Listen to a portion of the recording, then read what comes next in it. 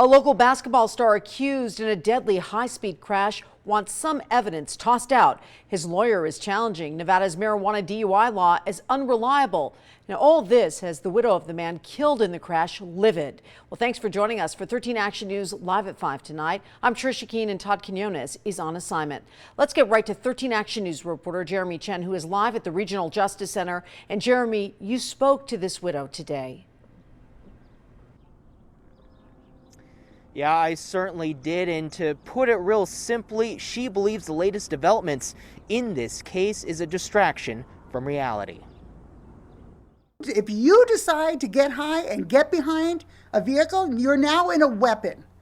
You're using your weapon to kill someone, and that's exactly what he did. Anne-Marie Echeverria is heated after hearing attorneys for Zaon Collins looking to dismiss charges against him. Court documents show a motion to dismiss charges of DUI and reckless driving, saying Nevada's laws on DUI related to marijuana are unscientific and arbitrary. Echeverria doesn't believe it.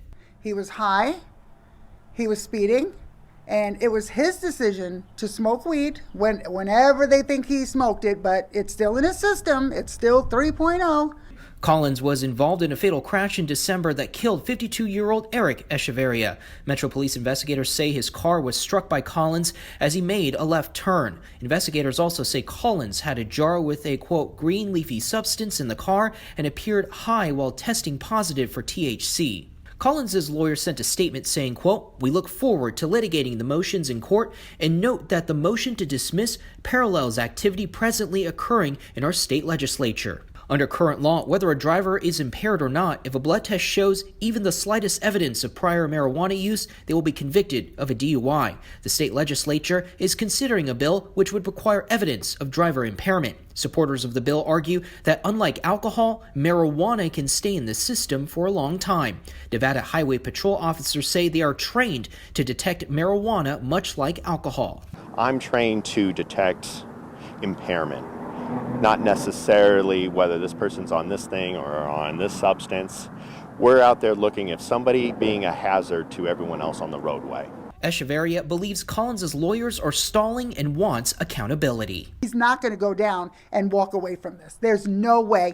And for my dying breath, I will make sure that he goes to prison. We did reach out to the Clark County District Attorney's Office, but we did not hear back by deadline. A hearing in court on those particular motions will happen in July. Echeverria says she plans on having a candlelight vigil for her husband coming up next Thursday. Jeremy Chen, 13 Action News.